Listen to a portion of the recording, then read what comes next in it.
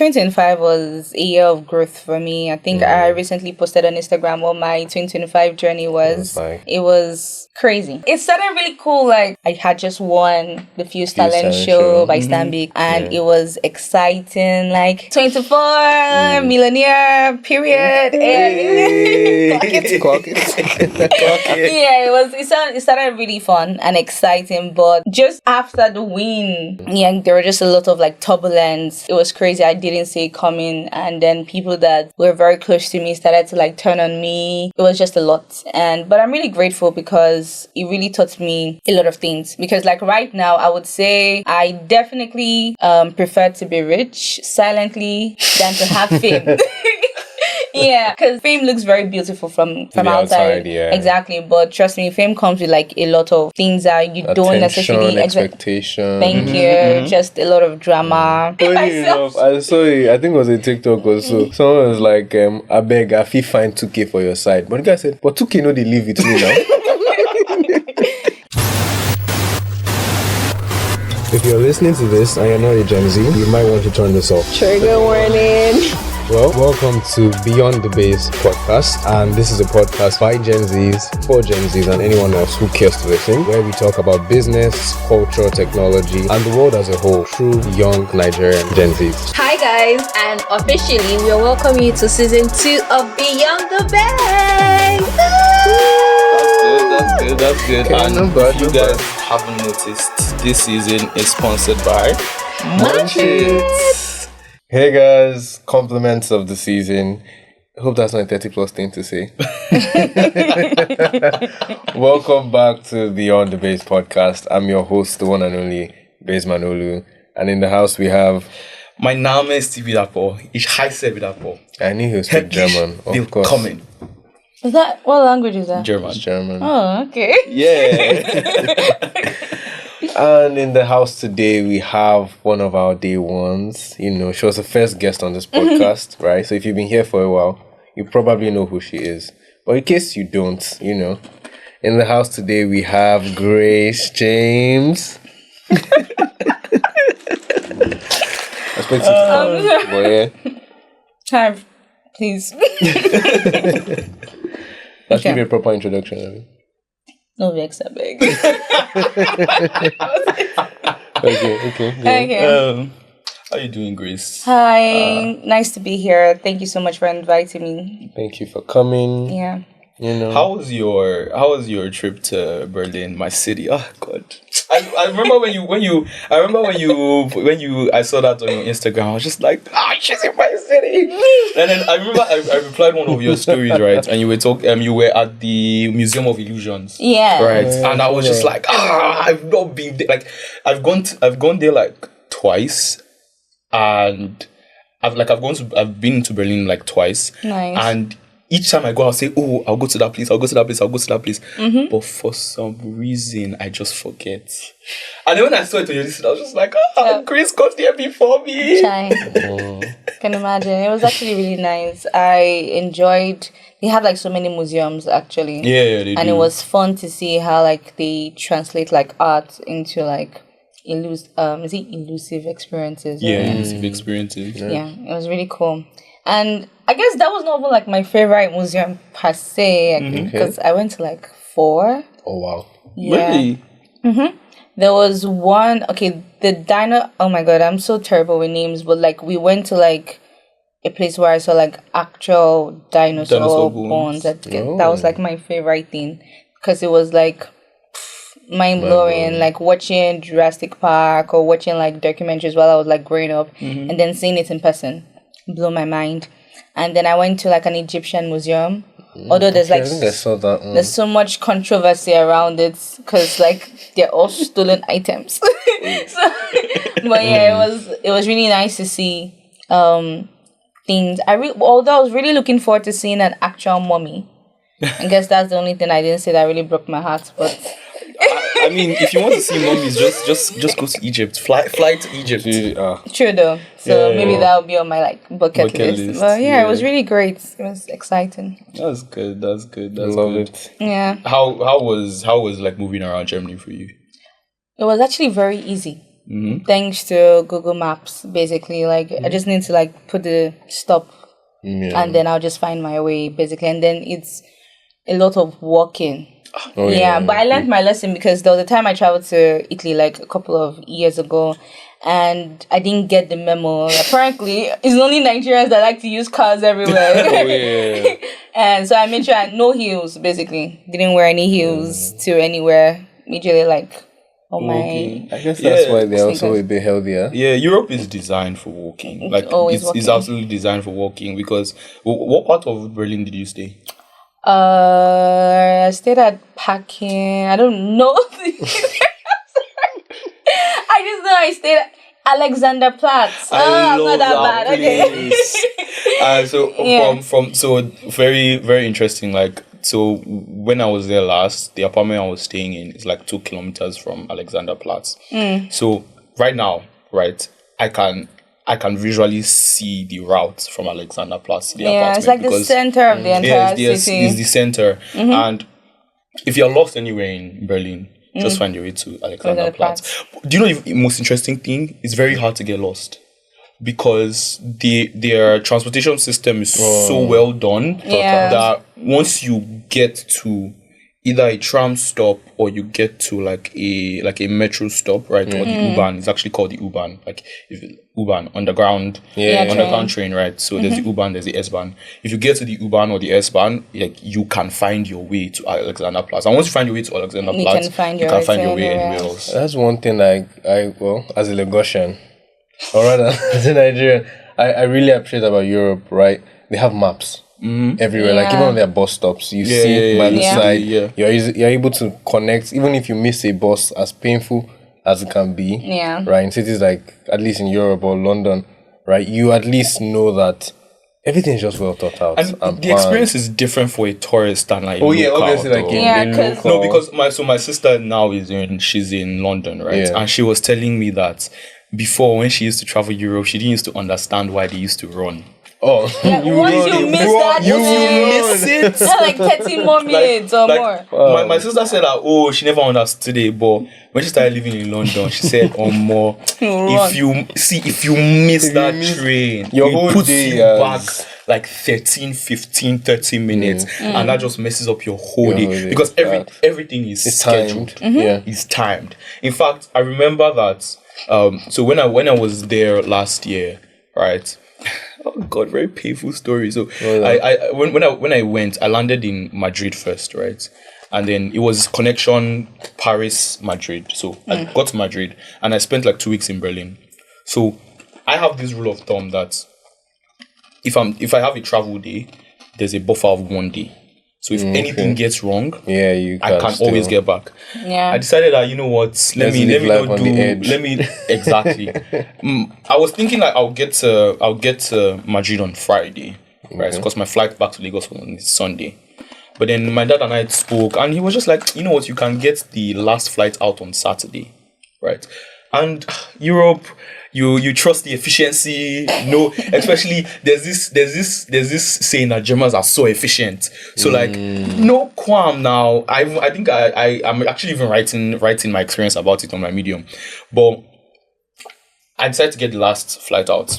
Okay, now 3:00 I'm outside and I decide, you know what, I'm going to head back into the house and then I would leave the apartment by 5. What time was the flight? The flight was by 7. Okay, 2 hours. I think. Or 3. 7:50. So 7:50. So I leave by 5. 40 minutes max. I get to the airport. No qualms now. But then you know this rule of thumb that you should get to the airport 3 hours before your flight. I decided to leave 2 hours and some change before my flight. Okay, now I get to the train. My train stops on the track twice. Ideally, I'm supposed to get to the airport by 5:40. I get to the airport by 7. Wow. I promise you. We're just running through. See, let me tell you, like, on my Medium, this is how I describe it. I was carrying 2 heavy bags. It felt like, as I was running, it felt like I was an executioner, right? Carrying my cross. to get crucified. Like, I kid you not, I was running. I was running. My boarding gate, my check-in counter had closed. I had already checked in online. Okay. I was planning to get to the boarding gate and beg that let me carry this bag. See, whatever fine I have to pay, let me carry this bag. I just need to get to Madrid. I get to my boarding gates. And I don't know why in European airports, your check-in gate is in Pluto. You know that moment when you're chilling with friends, watching a movie, or just need something that hits the right spot? That's the moment you grab a pack of Munches! Because let's be real, we're all snacking our own way. Maybe you're like me. You're not in the box. Sometimes you're hot chili, you're bold, you're fiery, unpredictable. Or other times, you're a sweet surprise, you're charming, you're a vibe. Some of us are sharp, like sour cream and onions. And some of us are simply lovable, like creamy crunch. Like me! But no matter the flavor of Munch It that you are, Munch It isn't just a snack. It's a whole vibe. A bite of fun and flavor for every occasion. So, grab your flavor, own your vibe. With Munch It is non-stop munch, non-stop fun. Yeah, and Your you're... body gate is the in Mars. Yeah. Like, You go walk. I ran. At the point that my legs were giving up, I was like, no, I can't. I was running. I get to the boarding gate. Yeah. My plane is taxiing out. That's crazy. I'm on the verge of a mental collapse. I just sit down there. Because to get to Madrid, number one, I couldn't find a flight out. Like that looked like the last flight for that day. The next flight, was the next morning, and I wouldn't get to Madrid until after my connecting flight to Paris had left. Oh. So I was not like, okay, let me try and take a train. Yeah, I was going to ask that. Like, It was going to be a 30-hour journey. might as well just sleep. So I decided, let me go to Paris. That I'll join my connecting flight. Viewers, let me tell you something. That concept of skip lagging, don't do it. If you have a connecting flight, just get down at the final stop and board at the originating stop, because the airline will make you pay through your nose. I went to Paris and I literally had to buy a new ticket because they were not going to let me on the flight. Dang. Because I did not board from Madrid. Ouch.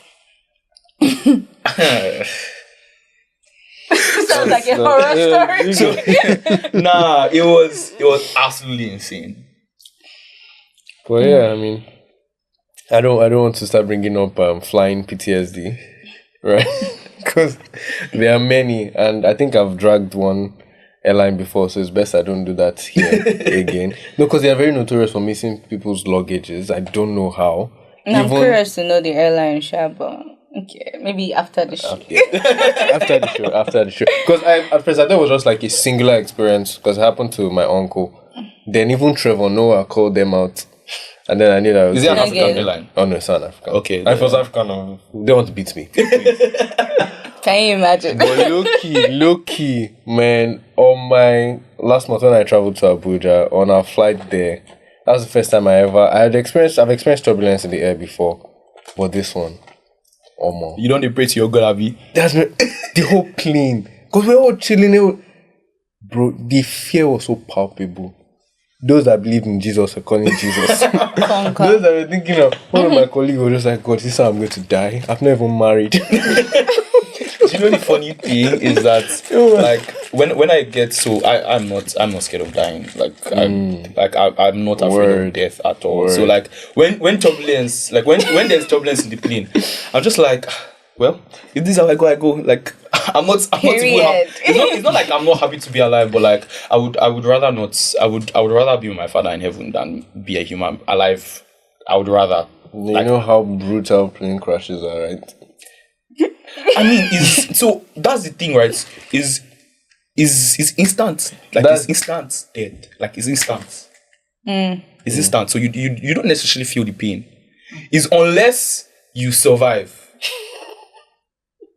If you survive, but like it is dying by like when you're on the ship that is excruciating painful. No, that was even fearful. Like me, I'm not afraid to sit. I'm afraid of water. or rather large bodies of water, right? Because on land, you can still rough it. On a train track, there's still surrounding areas. In the air, you pray to your God. But you see water. And what are you People forget how dangerous water is. Like, look at the Titanic. Those guys that entered the submarine to go to that. Do you know how deep that was? Like, the sea is almost deeper than the sky is higher. Most people don't realize. Like, the sea is dangerous. For God to have, if you're a Christian anyways, for God to have separated the earth and said, you know what, this water is too much. You that are on the ground, stay there. Let's have some breathing space. It just shows how, like, if water current should hit you, you know, if you fall from a plane or a parachute or anything, and land on water is worse than landing on land, right? Yeah, because of the force. Yeah, and like, what, I can't remember how this is. Is it like water doesn't condense easy or something? So, like, it can shatter your bones. Anyways, we have had too much ranting. Let's not forget why we're here, you know. The year is coming to an end, and from our uncharacteristic bucket hats, you can tell we are in the Christmas spirit. This is makeshift Christmas spirit. Because somebody forgot to prepare for Christmas. But we have a tree now. I mean, but the tree, there's you have to have the little reindeers and the Father Christmas cap. Why you not have it your Father Christmas beard? For Nigeria. I barely. But I mean, you're the one that had the Father Christmas cap now. I forgot it. Yeah, and unfortunately, I don't own any red outfits in my wardrobe. Just realizing that now. Feeling like a Christmas princess. But yeah, it just shows, like, even when he went to buy, he tried to go and buy, you know, a Christmas hat, and they only had them in children's sizes. They don't rate us. No diversity and inclusion. I mean, it also shows how, like, at least, I would say people put a lot of effort into making Christmas for children. But once you're an adult, man, it's like, go and figure it out on your own. And I get it, Sha. Because people made the effort for us. So, you know. What's Christmas like for you, Grace? I like holidays, basically. I'm very much connected to my inner child. So I like anything that makes me, like, dress up, give gifts. I love it. So I like Christmas. I think although it's very sad also, because now I can't go back I'm from Kogi State. And because of all the kidnapping and insecurity. So it's been very difficult to, like, travel. But I try to make the most of, like, when I'm with my family. And then I have a younger brother, he's 15. So he just, like, constantly, like, reminds me of what it is like to, like, just be a child and not care. so yeah. That's fun. But yeah, also, aside Christmas, it's also the end of the year, right? You know, this is when people start with a lot of Pastor to Maguire LinkedIn posts. You know? Get ready for your 2026. Oh my God. 10 lessons from 2025 about XYZ. Yeah. You know, they're about to pop in. But reflecting on your year, you know, how would you describe 2025? Okay. 2025 was a year of growth for me. I think I recently posted on Instagram what my 2025 journey was. It was crazy. It started really cool, like, because like I mentioned earlier, like when you first had me on the other episode, I had just won the Fuse Talent Show by Stanbic, and it was exciting. Like 24, no, I was already 25. No, still 24. Sorry. 24, millionaire, period. Clock it. Yeah, it started really fun and exciting, but just after the win, there were just a lot of, like, turbulence. Like, it was crazy. I didn't see it coming, and then people that were very close to me started to, like, turn on me and then make it about themselves, and it was just a lot. But I'm really grateful because it really taught me a lot of things. Because, like, right now, I would say I definitely prefer to be rich silently than to have fame. Yeah, because trust me, like, fame looks very beautiful from from The outside. yeah. Exactly. But trust me, fame comes with like a lot of things that you don't necessarily expectation. Thank you. Just a lot of drama. I know you want that money. Send me, guy. Even people that I don't even talk to like normally, like are texting me and asking me, "I mean, Grace, please run me quick." I'm running myself. Enough, I saw it. I think it was a TikTok or so. Someone was like, "I beg, I feel fine 2K for your side," but the guy said, "But 2K no, they live with me now." Yeah, it's crazy, and I'm not. So yeah, 2025 was a lot, but I'm grateful at the end of the day because I was able to like push through those challenges and like really find myself and multiply what I made earlier. So yeah, it's great. And then you also went for I think, was it a conference or kind of like that you went for in Germany? Oh yes, actually it was by Fallen Worlds Engage. So it was a science summit. Okay. You're bringing people from like different parts of the world to learn about how they're using like science engagements to like drive impact in different countries. So it was very exciting. I got the opportunity to represent Nigeria because I was the only Nigerian there. So it was cool. It was nice, and actually like talking to other 14 people from different countries and realizing how far I had gone. It was really eye-opening. I started to like respect myself more. Exactly, because I was okay, nice. So it was a great experience. You have a lot of like ammunition under your belt, man. Like, you are a juggernaut. I said I should have introduced her. Grace James, serial entrepreneur. Climate activist, educator. What else are we adding? Now I'm an international content star. creator, YouTuber. Come on. Now I'm actually like focusing on AI as well. Oh, so nice. yeah. Interesting. What's that about?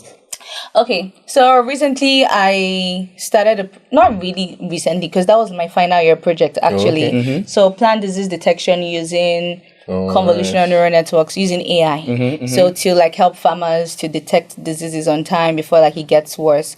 So that project won a grant with the UNDP and the Italian government. So yeah. That's like my latest. I think I'm really proud of it especially because it was my final year project and I didn't expect so much from it. Yeah, I wasn't able to graduate. Exactly. So like looking at it now and seeing what it has done for me is crazy. That's good. That's Love good to hear it. Thank you. Yeah. I want to be like you. No, I'm being serious. I'm being very serious because like I think one of the reasons why we actually also do this podcast is to let like people know that like where your age is not a barrier. Exactly. Like you can do big things no matter how young you are. So I think yesterday I was talking to my grandma's brother and my aunt. I was at their house, just went to see them. They came back from America, and they were just talking about like how they used to do this in their time in Nigeria. They used to do that in their time in Nigeria, and it for some reason, right? The chaos that we have right now started to excite me even more because it was a thing of like, I have something that I'm living for.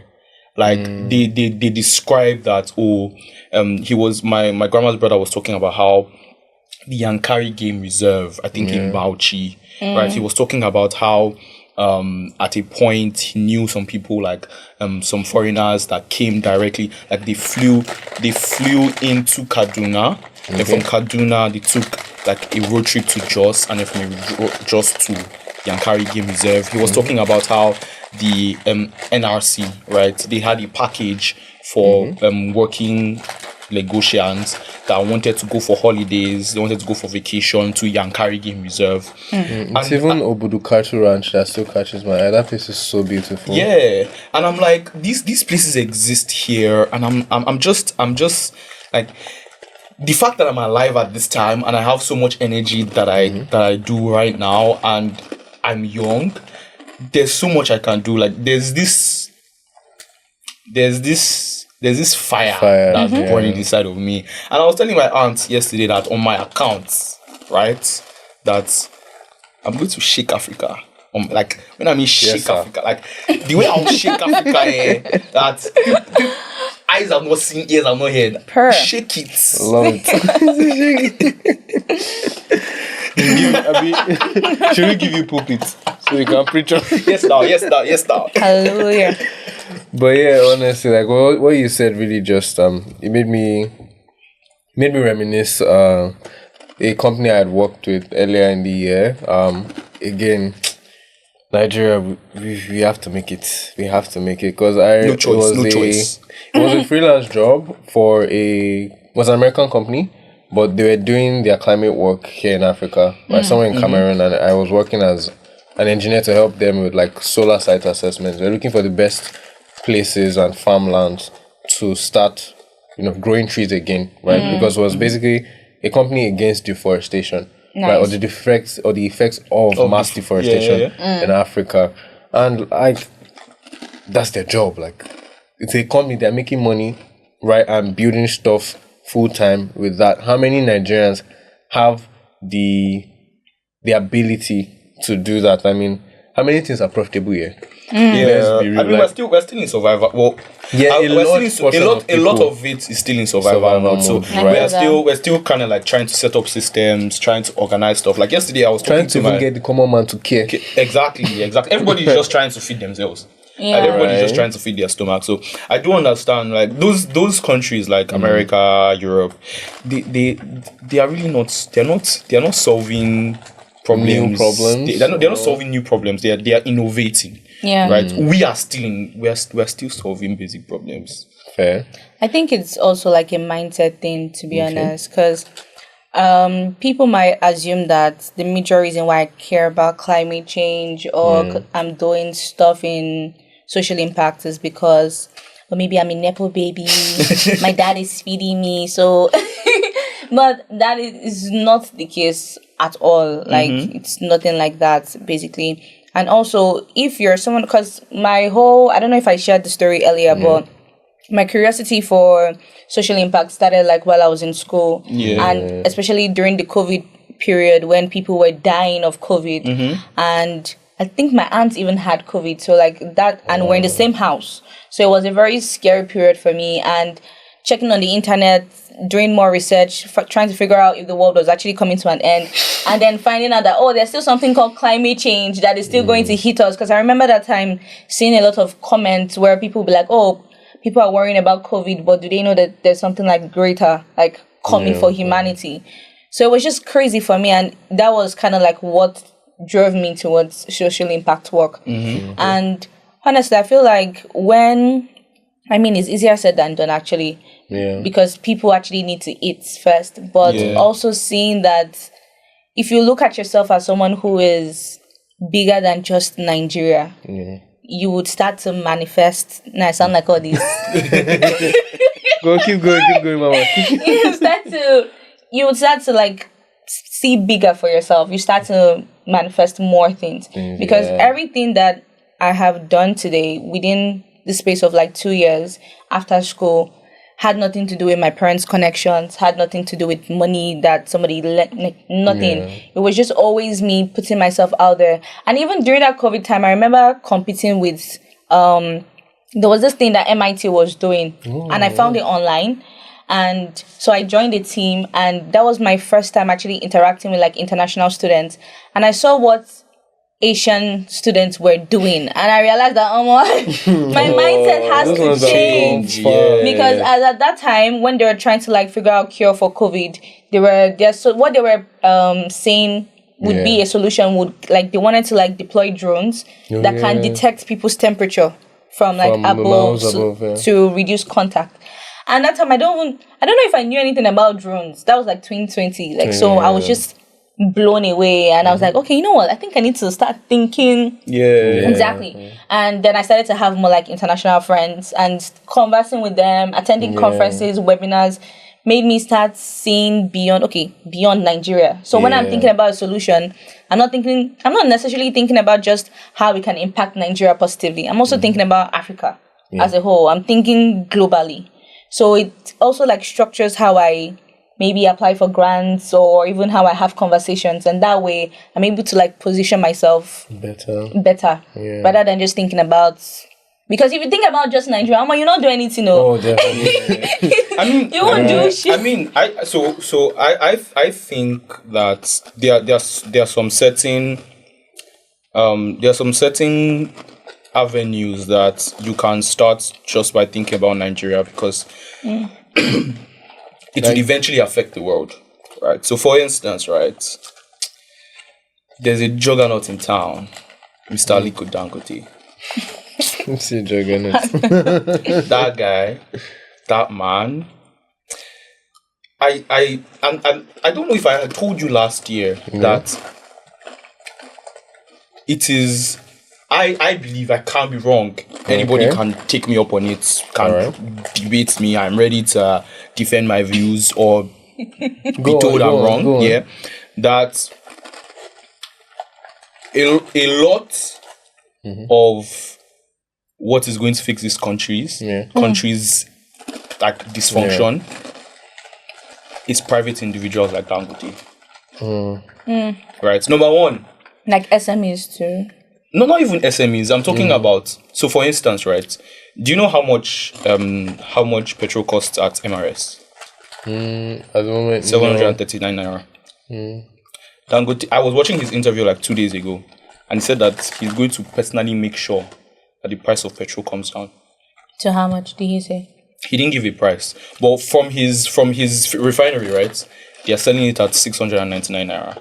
Because he has the economic power to do that, right? I mean, I've been following up with Dangote's current debacle with I can't remember the name of this Nigerian board, right? With in charge of petroleum importation, because they're having some back and forth. Really, like the hassle with government that he has had is insane, right? But again, it takes somebody in that magnitude and power, and that's why that's why I made the statement I made, that the what is going to actually turn this place around are more people like him that have the financial power to actually go against because he said it before that the mafia in the oil business they are much more evil than the ones in the drug business. So obviously, you know how creative oil is, because he's literally going against. Only him is. How many issues has he had this year just because of the refinery that he's decades of them stealing oil wells, gatekeeping the oil business, doing so much, right? I mean, my own fear now is how many, I won't really call it fear anyways, how many people can rise to that level. That's what I was going to say. Remember, like, there are already a lot of people in that level. No, our generation. If you had that kind of money at this age, I will call FCC for you. Mark Zuckerberg did it now. Mark Zuckerberg did it now. I'm saying Dangote's type money. Okay, Mark maybe Zuckerberg not. was a billionaire before he was 30. Is he in Nigeria? I know some people. I'm saying that. No, I'm I saying don't it's call out possible. people, but I know some people low-key. Like, it might depend on your network. Wow. Hey, that was a shade. They just talk say you are poor. Adelu, they talk say you are poor.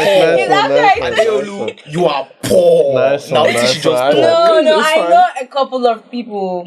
I know a couple of people that have money, but like that's what I was saying. Like, it's not even about fame. Now it's actually like getting the bag, and sometimes you can just do it quiet. I know some people like that just low-key getting their bag and nobody knows anything. Yeah, but my own premise, right, is that like if you today, right, I was listening to an episode of Acquired on, like, they were talking about Coca-Cola, and I was listening to the rise of Coca-Cola and how when you think of Coca-Cola, you think of America. Like, Coca-Cola has gone through, it has seen heaven and hell with America. Were there always a soda brand? This soda they call it? Yeah, they started off as, so they call them, like, they started off as I think a patent drug. Yeah, right. I know. They evolved, but like Coca-Cola, they did so many things. They shaped American culture. Standard Oil shaped American industry. Ford shaped. These are private individuals, and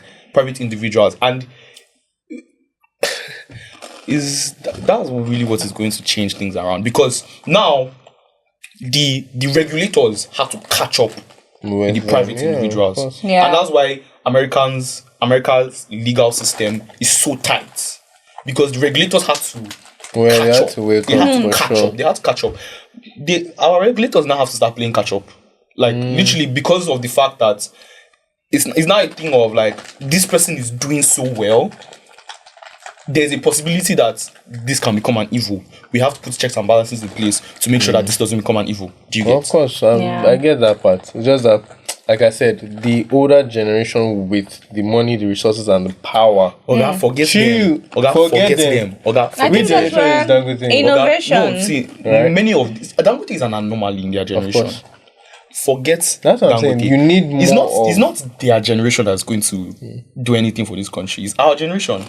It's not their generation. We're going to build on their foundation. Don't you get what I'm saying? They are fixing the foundation. We are the ones that are going to turn things around, because for over we've had independence for like over 60 years now. Like, it's just 2 years ago that this administration came in and they started doing things differently, that at least we can say that there is some sort of breathing space and we can see room for growth. Right? We can, like, if people have money to spend, you can grow your economy. That's one thing they've tried to tackle. If you have money to spend. Yeah. That's one thing they are trying to do, to try and get, like, more money into people's hands. Right? So it's going to be us that's actually now going to actually really do stuff. It's really our generation that's really going to do stuff. Because our parents' generation, most of them don't have energy anymore. Of course, young people have the energy. Well, like I said, just to build on the foundation. But let's not get carried away. It's time for the snack challenge. Now, Grace, this is your first time playing, so I think I'll do the honor of letting you pick first. Okay, how does it go? Are you not going to give me... The rules of the game are you pick a card.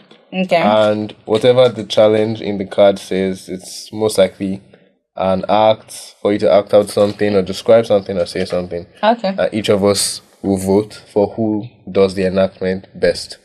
Right? Okay, so all of us would... Yeah, each of us will pick a card. Wait, no, I didn't get that. So I'll pick a card. Yeah. It will have like a description. Yeah, it will tell you to either act out something or say a phrase or something. So am I to do it or do I select somebody to do it? No, you do it. Each of us will pick a card. Because she said we're going to select who has the best act. Yeah, so you vote for my performance and, vice versa. Fair. So that's all I'm hoping you pick.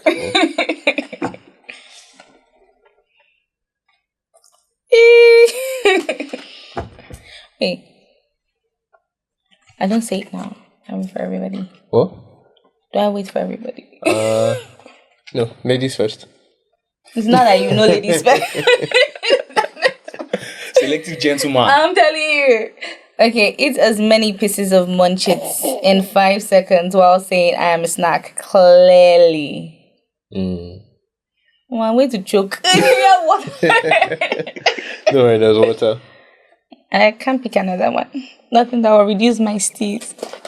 Don't worry. Right, wait, let me check. Let me pick at least the one I like. You like. Yeah. Okay. Sorry. My steez.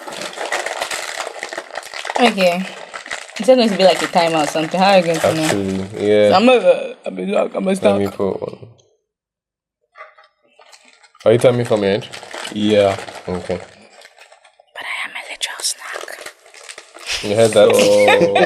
Are you ready? I like to rush my food, Lucky. Okay, so eat as much. Distractions. Sorry, it's not that complicated. In 5 seconds. Yes. Just 5 seconds. 1, 2, 3, go. I'm wrong. I can't hear you. I'm a snack. Time up. I can't lie, that first one was also audible. Well, it's fine. What's yours? Come on, you go, Joe. I'm thinking of... This says, impersonate 2 of your friends in a hangout scenario.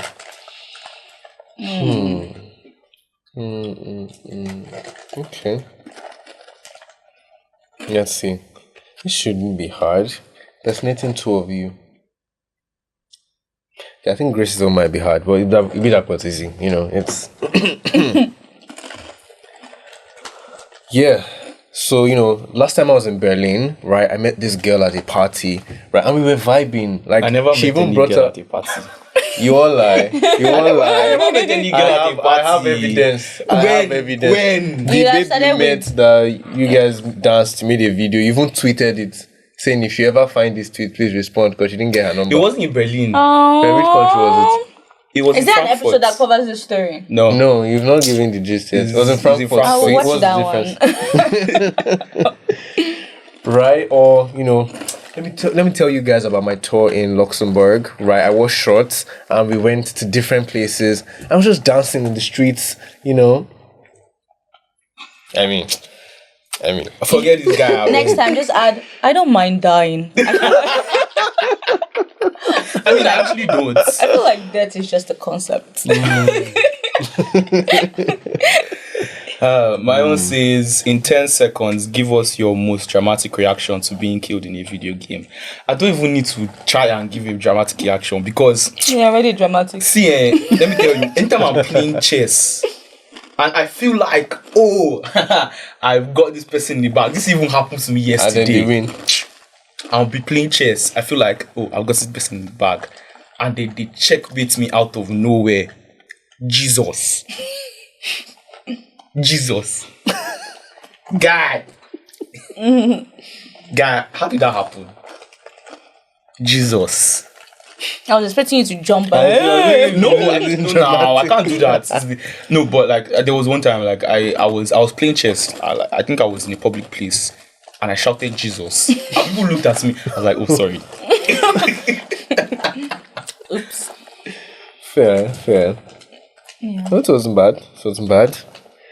But who is the winner? Who are you voting for? I can't vote for myself. I knew it. I knew it. No, stop. I'm just asking. No. Okay.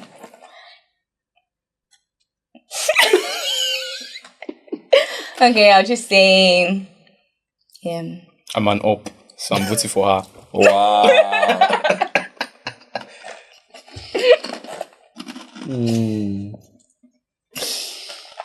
Even though that your first, I'm a snack. But you know, as she's the guest of today's episode, I vote No, for don't Grace. do that. I'll just give you the win. Well, you tried. Yeah, I like that. thank you. You're welcome. So before- one more thing, right? What are you grateful for this year? Interesting. Like I mentioned earlier, I'm grateful for growth. I think that's one thing I'm grateful for. I'm also really grateful for the opportunity Okay. to be where I'm at this point in my life. Yeah. Exactly. It's a good feeling because Grace in 2023, which is not so far away, wouldn't believe like how far I have come.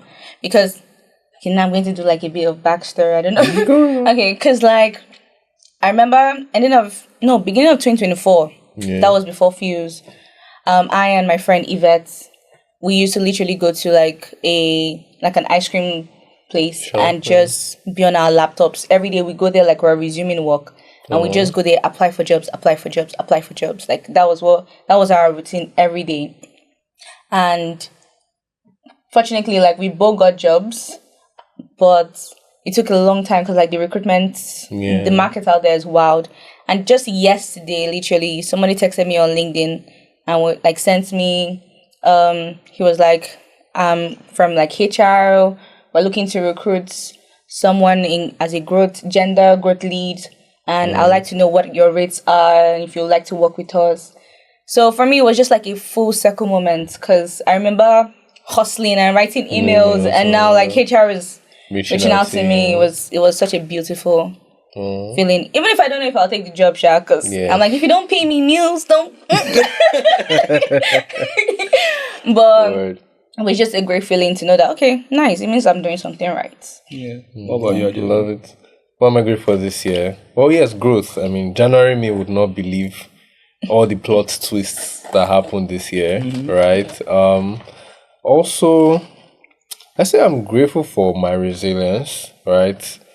Because I think maybe 2024 me would have given up a lot on different things. Even this podcast, man. There are times when I was looking at financially, I could be spending things, right? But yeah, I'm glad I didn't give up on that. Even like work, like I can't lie, 2025 had so many plot twists, man. There are a lot of shiggy that I did not foresee. But you know, it's made me a better person, right? It's made me smarter, it's made me stronger. And also friends, man. Like you can't underrate the value of quality friends in your life. Exactly. Right? Because again, at the end of the day, like alone we came, alone we go. But like the people in your journey, like they make it all worthwhile. So, yeah. Sounded so Aristotle-ish. Clock it. How about you? I would say that I would say that I'm grateful for God, right? And I'm saying that because of the fact that honestly it's generally God that has carried me through this year, right? And is more of a thing of I decided. So I think it was there's this verse, I think that I can't remember the verse exactly, but it says trust in the Lord with all your heart, lean not on your own understanding, all your ways acknowledge him and he shall direct your path. That was literally all I did this year, right? And I'm someone that is I'm very meticulously logical. Like I like to plan like 70 years ahead. Nice. And then like walk my way back and be like, okay, I need to make this move, I need to make that move, I need to make this move. But like this year it wasn't that way. It was more of like, of course I didn't have a job for most of this year, so it was just like, I mean, I'm working on my business, but like aside that, nothing else doing, even with the business, because business you can plan, but things we stop now. So like a lot of like plot twists, and in all of it I was just like, I mean, it's God that sent me, so I'm chilling, I'm all right. And I keep telling people, like, I've not had a bad day in over a year. Nice. Like, I've not had a bad day in over a year. I mean, I've had days where I want to, like, crash out or, like, I'm overwhelmed.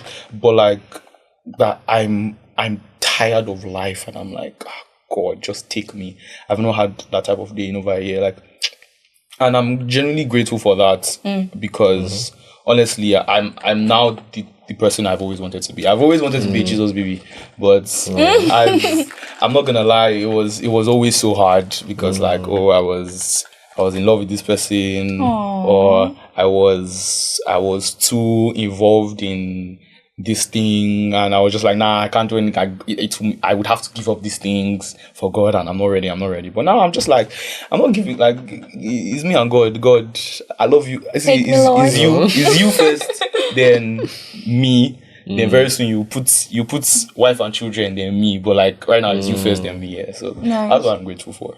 Love it. So ladies and gentlemen, without further ado, I'd like to wish you happy holidays. Merry Christmas. And Merry Christmas. No happy holidays. Merry Christmas. And see you in 2026.